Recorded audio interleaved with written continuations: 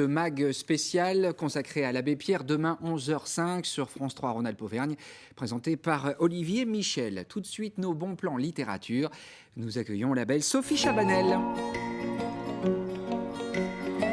Bienvenue Sophie, les livres de Sophie. Alors Sophie, on a pris pour habitude de parler des livres des auteurs de notre région, des auteurs contemporains, des plus classiques, des nouveautés aussi pour les enfants. Et on va commencer par le livre d'une Auvergnate.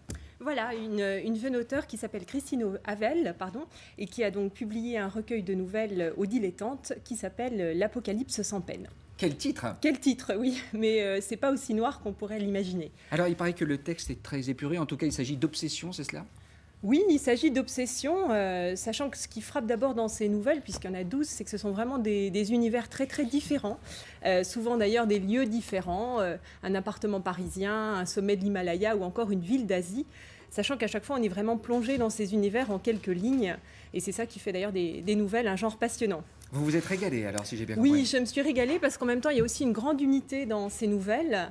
D'abord, à travers les personnages qui sont des ratés sympathiques et même, ce qui est un peu plus paradoxal, des ratés qui ont du panache, justement parce qu'ils ont ces obsessions auxquelles vous faisiez allusion, comme ce couple de retraités qui vit dans la campagne et qui s'obstine à apprendre l'espéranto. Donc des personnages assez insolites. Et puis en même temps, c'est toujours des situations décalées mais subtiles. Par exemple, les couples ne sont pas vraiment des couples, mais plutôt des ménages à trois assez étranges, avec un vieux saucisson ou un livre de Malraux ou encore un singe. Donc c'est un peu curieux.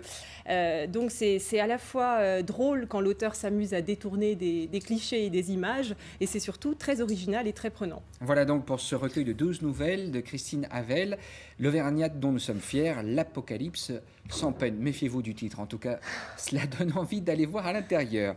Alors un grand classique cette fois-ci, Maupassant. Il ne faudrait pas les oublier, hein, nos auteurs classiques. Non, c'est toujours un peu pour vous donner envie de les lire ou de les relire. Et donc je voulais rester dans les nouvelles, c'est pour ça que j'ai choisi Boule de Suif, une nouvelle très connue qui a déjà donné d'ailleurs lieu à plusieurs adaptations au cinéma ou à la télévision. Sachant que, pour résumer en quelques mots, ça se passe pendant l'occupation prussienne de 1870, et donc ça se passe pendant un voyage en diligence qui rassemble des aristocrates, des bourgeois, des religieuses et une prostituée qu'on surnomme Boule de Suif. Et la diligence fait une halte dans une auberge. L'officier allemand fait savoir qu'il ne laissera partir les voyageurs que si la prostituée accepte de coucher avec lui, et les voyageurs la contraignent à s'exécuter. Donc il y a à la fois une critique de toutes les classes de la société à travers des portraits assassins mais très drôles.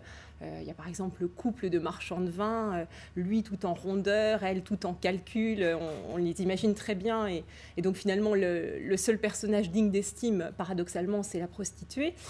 Et puis il y a aussi une critique assez terrifiante du groupe dans ce qu'il peut avoir de plus hideux. Hein. Ça m'a fait un peu penser, vous savez, à cette chanson de Brassens, sitôt qu'on est plus de 4, on est une bande de cons.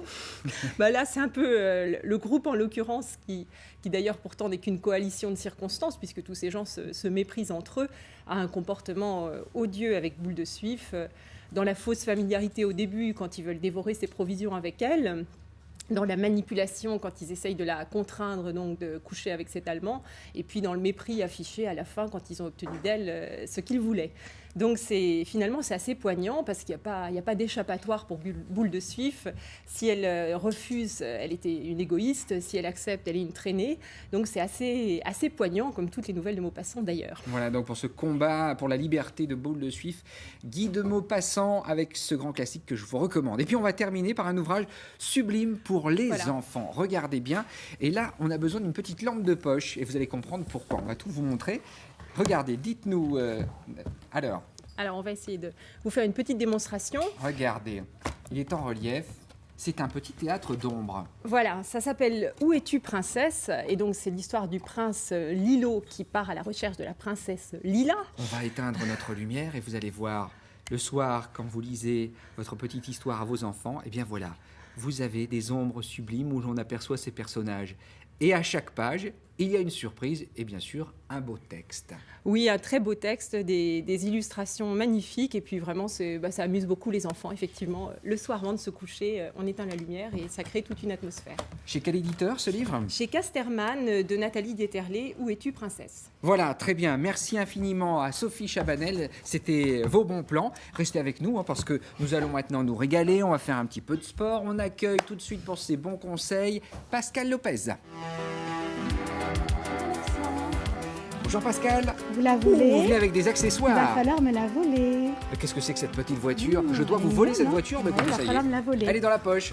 Oh, écoutez, je suis ravie. J'étais sur Clermont-Ferrand ce week-end. Vous avez passé un bon week-end? Oui, c'était très sympa. J'ai même visité la basilique.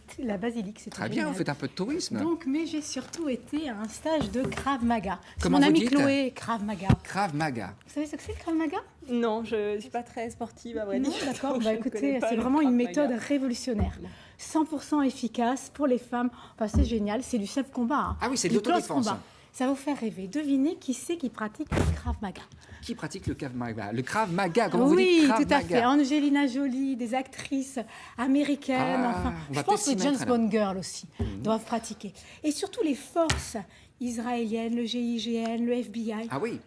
Bon, vous allez être mon agresseur aujourd'hui, Alexandre. On y va, vous êtes Est-ce que j'ai prêts? une tête d'agresseur? Bah oui, vous allez être mon Sincèrement. agresseur. Allez, Alors, je veux on va bien jouer le commencer jeu tout pour vous faire simplement. plaisir. Alors, tenez donc là.